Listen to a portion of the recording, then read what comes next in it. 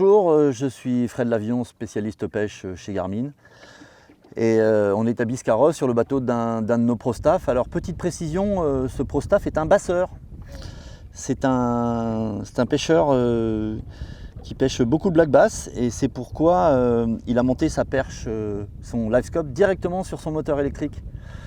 Contrairement à ce que font beaucoup de pêcheurs pélagiques ou des gens qui pêchent le cendre, qui vont plutôt monter leur livescope sur une perche orientable qui va évidemment se dissocier de l'axe du moteur.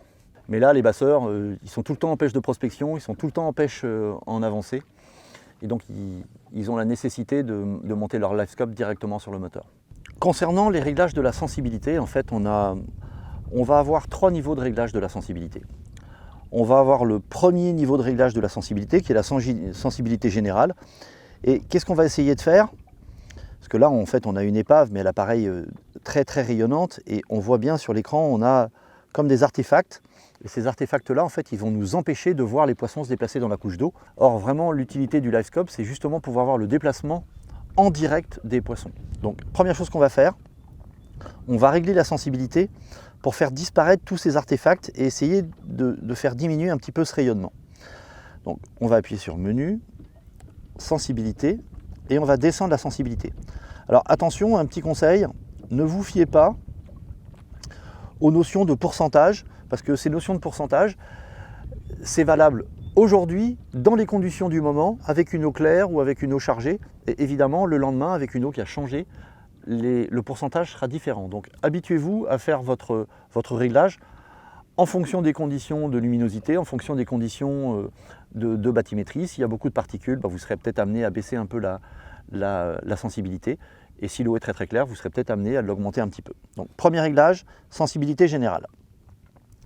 Donc là on voit notre épave, mais elle apparaît pas très fortement. Donc qu'est-ce que je vais faire? Je vais mettre de la lumière, et uniquement de la lumière, sur les échos qui m'intéressent. Donc deuxième réglage de sensibilité. On va aller dans le réglage du sondeur, dans l'aspect, couleur de sensibilité, et je vais monter ma couleur de sensibilité, qui est déjà assez forte. Je vais continuer à la monter. Pourquoi faire? J'essaye de faire ressortir un maximum d'écho. Donc un poisson qui va être à 25 ou 30 mètres de la sonde, il va apparaître comme un spot très très lumineux. Évidemment, si je mets beaucoup de luminosité sur les échos, les petits parasites ils vont aussi prendre de la luminosité et forcément, on va voir beaucoup de parasites. Donc, qu'est-ce qu'on va faire en termes de troisième réglage? On va aller dans l'aspect et cette fois-ci, on va activer les couleurs limites. Et la couleur limite, on va la monter un petit peu. Et la couleur limite, en fait, on n'a pas besoin de la faire monter beaucoup. Elle va faire disparaître tous les petits échos qui sont entre deux eaux qui ne nous intéressent pas pour ne garder que les gros échos forts, donc des prédateurs, des gros prédateurs. Si on cherche des cendres, forcément, on pourra augmenter un petit peu la couleur limite parce que les petites perches, elles n'apparaîtront pas, les cendres vont apparaître, les brochets vont apparaître, les silures vont apparaître, mais pas les tout petits échos. Donc voilà, ce qu'il faut bien comprendre, c'est qu'on a 3 niveaux de réglage et n'hésitez pas à vous familiariser avec ces trois niveaux de réglage. Sensibilité générale, la couleur de sensibilité et ensuite la couleur limite. Une fois que vous aurez bien réglé ça, vous allez voir, c'est très très simple d'utilisation et on voit très très bien les échos et vous verrez bien vos leurres quand ils descendent. Voilà messieurs, je vous donne rendez-vous sur le site Garmin Marine pour d'autres tutoriels comme celui-ci, pour essayer de vous faciliter la vie et vous montrer un petit peu comment on règle vos belles machines.